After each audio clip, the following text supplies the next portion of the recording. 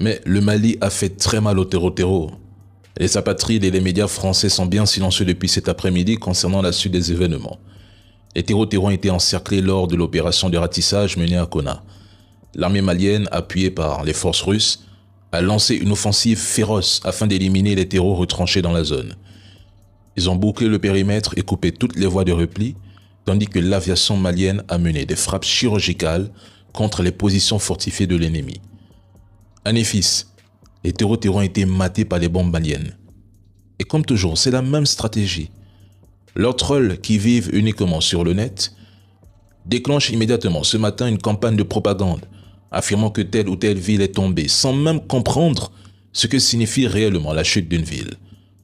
Certains médias français prennent ensuite le relais en amplifiant cette désinformation se basant sur des sources anonymes qui sont des terreaux.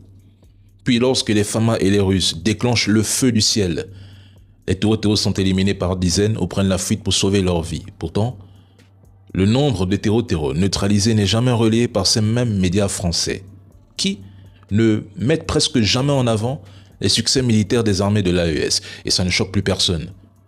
Mais restez vigilants, chers Maliens. Ils ne comptent pas s'arrêter là, mais ils seront servis par les forces armées maliennes. Ça, c'est une certitude.